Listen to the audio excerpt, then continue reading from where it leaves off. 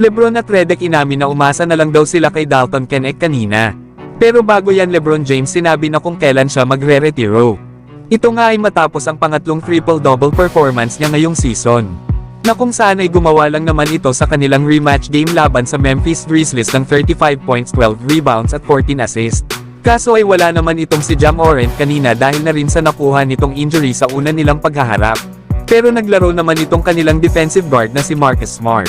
Maski ganun pa ay nakuha pa rin ng Los Angeles Lakers ang panalo sa dikit na laban sa score na 128-123. Pero matapos naman ang naging laro ng Lakers, na sa naging post-game interview nga nitong si LeBron James, ay dito inamin at sinabi ni LeBron kung hanggang kailan na lang ito mananatili na maglalaro sa NBA. Sinabi nga ni LeBron na sa totoo lang daw ay hindi na raw ito maglalaro masyado at nasa 1 o 2 taon na nga lang daw ito.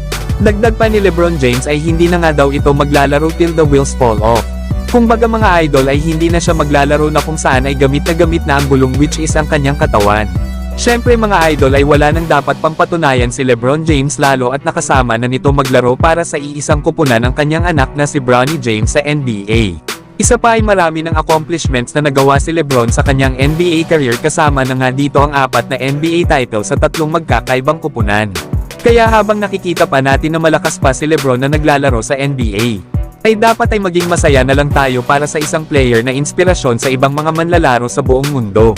Pero ang isa talaga sa nagpanalo kanina dito sa Los Angeles Lakers ay ang kanilang number 17 overall pick ngayong taon na si Dalton Knecht.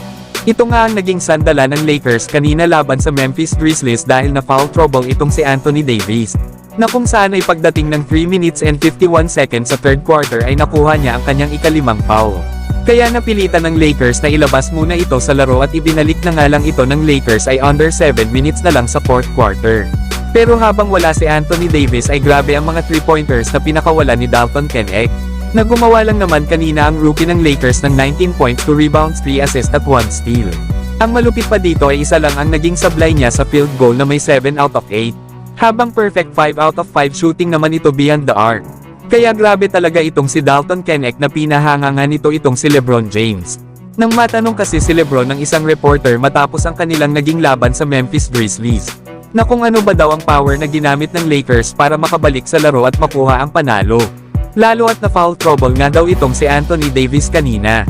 Sinabi nga ni LeBron na umasa nga daw sila sa kanilang rookie na si Dalton Knecht at ito nga daw ang kanilang ginawa. Lalo at nasa foul trouble nga daw itong si AD na kanina nga daw ay mainit itong si Dalton Knecht, na para ba daw na bumalik ito sa kanyang kupunan sa college na Tennessee. At kahit nga itong si JJ Redick ay hangang-hanga sa kanyang player. Ayon kasi kay JJ Redick ay parang nawalan na nga daw ito ng pag-asa sa naging laban nila sa Memphis Grizzlies kanina. Lalo na daw nang na-foul trouble si Anthony Davis at nilabas nga ito sa laro under 4 minutes sa third quarter. Isama pa daw ang oras at ang score ng kalaban ay nakakawala nga daw talaga ng energy. Nahirapan pa daw sila na mapigilan ng mga kalaban at nagkaroon pa ng ilang mga turnovers at hindi rin daw nila ma-execute ng maigi ang kanilang play kanina. Pero sa di malamang dahilan ay nagkaroon sila ng pag-asa lalo na sa back-to-back 3-point shots ni Dalton Knecht, na dito nga daw ay nabuhayan ng Lakers dahil dito. Kaya grabe talaga mga idol itong si Dalton Knecht ang number 17 overall pick ng Lakers. Panoorin naman natin ang kanyang mga naging highlights kanina. Sa play nga na itong mga idol ay ang ganda ng gamit ni Dalton Knecht sa screen ni Cam Reddish para ma-delay sa depensa ang kanyang defender. Kaya naman nang makita ito ni LeBron ay agad niya itong pinasahan at nagawa naman ni Dalton Knecht na ma-convert ang kanyang 3-point shot. Ang gandang 2-man game naman nila Dalton Knecht at Austin Reeves sa play na ito, na nauwi nga ito sa isang magandang 3-point shot ng rookie ng Lakers. Sa play naman na ito mga idol ay wala nang nagawa ang defender ni Dalton Knecht at itong si Zach Edey sa kanyang mid-range shot sa baseline.